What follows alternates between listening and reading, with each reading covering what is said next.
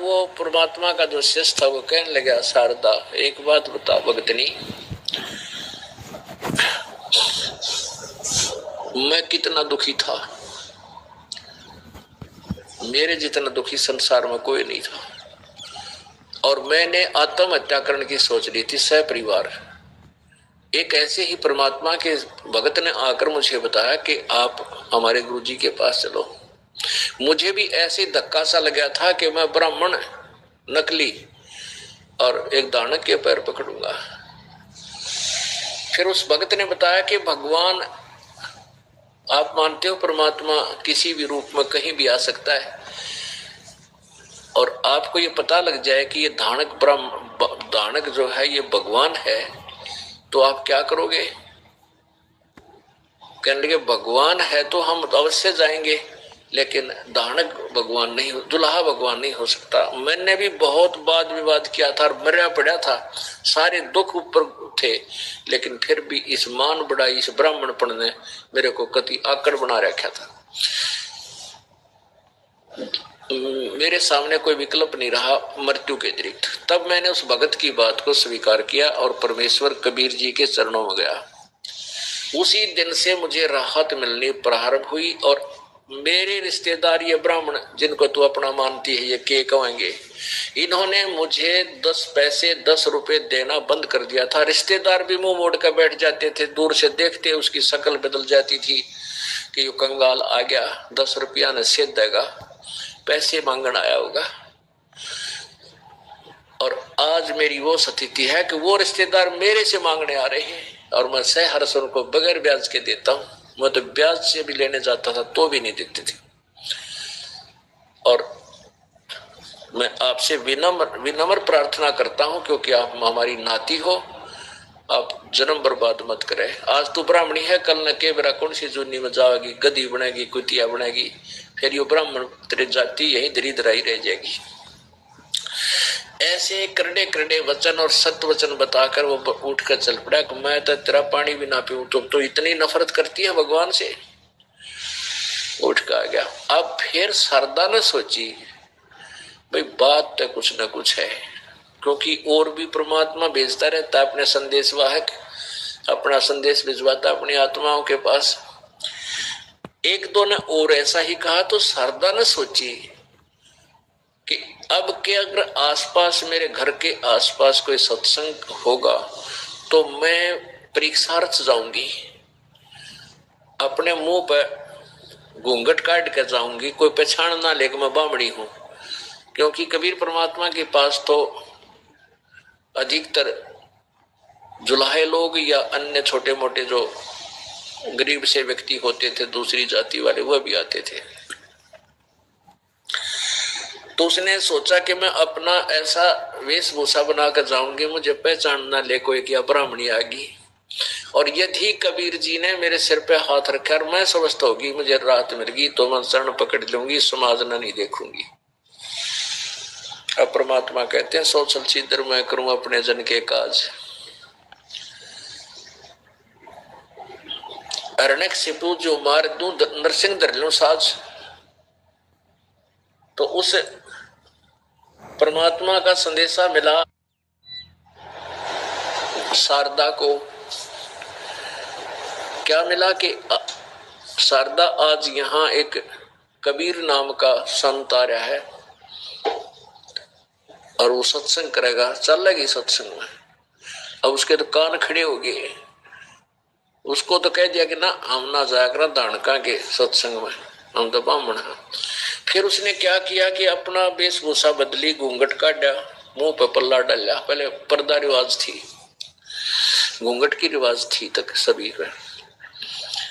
और जहां परमात्मा एक आसन पर बैठे थे तख्त पर, और वहां उसमें लाइट बिजली नहीं थी, जोत जलाया करते देसी घी की, जैसे हम जलाते खड़ी अमर जोत, उससे रोशनी भी होती थी रात्रि के समय, और एक ये हवन का काम भी करती है। ऐसी उस ज्योति का टिमटिमाता चांदना था, रोशनी थी। और सभी भक्त आकर के परमात्मा कबीर जी से आशीर्वाद पा करके अपने अपने स्थान ग्रहण करके सत्संग सुनने के लिए विराजमान हो रहे थे। वह शारदा भी भेष बदल के आएगी और मुंह पर पल्ला डाली रखा था। जो ही आकर के परमात्मा कबीर जी के चरणों में शीश रखा, जैसे अन्य बहन बेटियां भाई रख रहे थे, और परमात्मा ने उसके सिर पे हाथ रखकर कहा कि हे शारदा पंडितानी, आज दानक के पास क्यों कराएगी तू।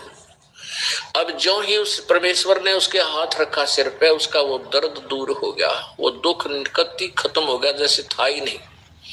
एकदम इतना हल्का फुल्का शरीर हो गया। और ऊपर से परमात्मा ने चोट मार दी कि तू पंडितानी होकर और एक दानक के पास चरण छूना आएगी, तने क्या कहेगी दुनिया। परमात्मा ने पहचान ली तो और शर्मिंदा होगी कि सचमुच ये अंतर्यामी भी है, और दुख दूर हो गया। वही चरण पकड़ दिए और अपने अपशब्दों की बहुत ही याचना की, अक्षमा याचना की, प्रायश्चित किया कि परमात्मा मुझे नहीं मालूम था आप सचमुच भगवान आए हो। कहते हैं जिसका जिससे दुख दूर हो जाए उसके लिए वो परमात्मा तुल्य हो जाता है। और जब ये दुख किसी से निवारण हो ही नहीं रहा था, भगवान बिना सभी कहे थे इसको तो ये तुम्हारे प्रारब्ध में है, ये तो कट ही नहीं सकता, और वो काट दिया तो वो के था, भगवान था। वो भगवान है, था और रहेगा, कबीर परमेश्वर। अब फिर बैठेगी वह शांति, तो सत्संग सुना, और फिर परमात्मा ने उस प्यारी आत्मा को सभी को सत्संग सुनाया। भाई और बात तेरे काम न आवे, तू संतों शरण लाग रे। के सोवे गफलत में बंदे, जाग जाग नर जाग रे, जाग जाग नर जाग रे। और बात तेरे तू संतों शरण लाग रे। के सोवे गफलत में बंदे, जाग जाग नर जाग रे, जाग जाग नर जाग रे। इस तन सराय में जीव मुसाफिर, करता रहे दिमाग रे। तन सराय में जीव मुसाफिर, करता रहे दिमाग रे। रात बसेरा कर ले डेरा, चले सवेरा त्याग रे, चले सवेरा त्याग रे। और बात तेरे काम न आवे, संतों शरण लाग रे। के सोवे गफलत में बंदे, जाग जाग नर जाग रे, जाग जाग नर जाग रे। उमदा चोला बना अनमोला, ये लगे दाग पे दाग रे। उमदा चोला बना अनमोला, लगे दाग पे दाग रे। 2 दिन की गुजरान जगत में, क्यों जले बिरानी आग रे, क्यों जले बिरानी आग रे। और बात तेरे काम न आवे, तू संतों शरण लाग रे। के सोवे गफलत में बंदे, जाग जाग नर जाग रे, जाग जाग नर जाग रे। कुबद का चढ़ी चढ़री चित पे, तू ओया मनुष्य से नाग रे। कुबद का चढ़ी चढ़री चित पे, तू ओया मनुष्य से नाग रे। सूझे नहीं सजन सुख सागर, बिना प्रेम बैराग रे, बिना प्रेम बैराग रे। और बात तेरे काम न आवे, संतों शरण लाग रे। के सोवे गफलत में बंदे, जाग जाग नर जाग रे, जाग जाग नर जाग रे। हर सुमरे सो हंस कवावे, यो कामी क्रोधी कागरे। हर सुमरे सो हंस कवावे, कामी क्रोधी कागरे। बहुरा न भर में विष के बन में, चल बेगमपुर बागरे, चल बेगमपुर बागरे। और बात तेरे काम न आवे तो संतों शरण लाग रे, के सोवे गफलत में बंदे, जाग जाग नर जाग रे, जाग जाग नर जाग रे। शब्द सैन सतगुरु की पहचानी, पाया अटल सुहाग रे, शब्द सैन सतगुरु की पहचानी, पाया अटल सुहाग रे। नितानंद महबूब गुमानी, परगटे पूर्ण बाग रे, परगटे पूर्ण बाग रे। और बात तेरे काम न आवे तू संतों शरण लाग रे, के सोवे गफलत में बंदे, जाग जाग नर जाग रे, जाग जाग नर जाग रे। परमेश्वर कबीर जी सत्संग के द्वारा अपनी प्यारी आत्माओं को सुना रहे हैं कि ये मानुष जीवन बार बार नहीं मिलता। ये एक आपने जो शरीर मिला है आपको, ये कुछ समय के लिए आपने किराए पर प्राप्त किया है। परमात्मा ने ही आपका ये 5 तत्वों का महल बनाकर, ये सरा बनाकर आपको दे रखी है, धर्मशाला चलती फिरती। और ये आपको कुछ समय के लिए प्राप्त है। जितना आपने किराया दे रखा है इसका, जितने आपके संस्कार हैं। और इस तन सराय में जीव मुसाफिर, ये जीव एक यात्री है और एक रात्रि के लिए इस धर्मशाला में रुका है। ये जीवन जो है एक रात्रि है, और जब ये जीवन समाप्त होगा तो आपका यो सपना टूटेगा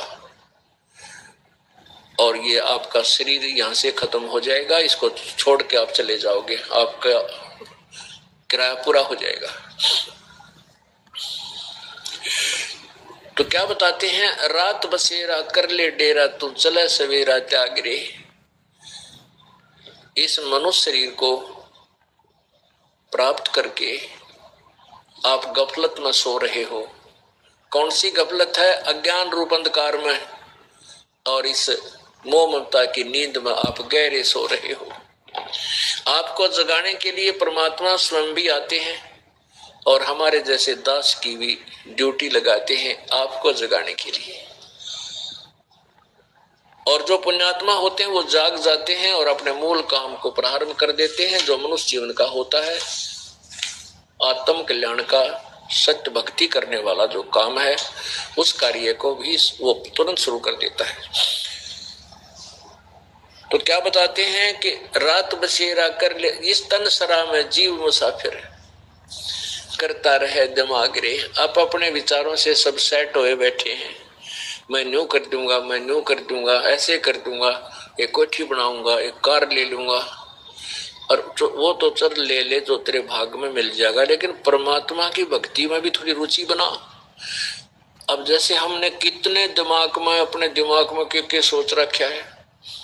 एक व्यक्ति जा रहा गया किसी कामवश और वापस नाइट सर्विस से आ रहा रात के 1 बजे कि जल्दी जा करके ऐसा करूंगा, घर पहुंचूंगा, वहां ऐसा करूंगा, वो लाऊंगा, फलाना दे के आना, उसको लेके आना। रास्ते में एक्सीडेंट हो गया, वहीं मर गया। अब वो सारे आगे के पुल बांध रहा था, वह सारे धरे धराए रह गए। तो परमात्मा कहते हैं, यदि तू मेरी शरण में होता और चलो यात्रा तक करनी है थी, काम भी करने ही है, एक तो वो आने जाने का जो समय तुझे लगा, भगवान की भक्ति करता जाता, भक्ति करता आता, जिस कामवश आप गए हो वो काम तो वहां जाने पर ही होना था। बीच में जो 2 घंटे 3 घंटे सफर, 4 घंटे का था, 3-4 का आने का था, वो परमात्मा की भक्ति में लगा सकते थे यदि आपके पास ये मंत्र होता तो, ये नाम होता। और फिर आपके ऊपर ऐसी आपत्ति जो बीच में मृत्यु होती, ये टल जाती, आपके वह काम भी ठीक होते।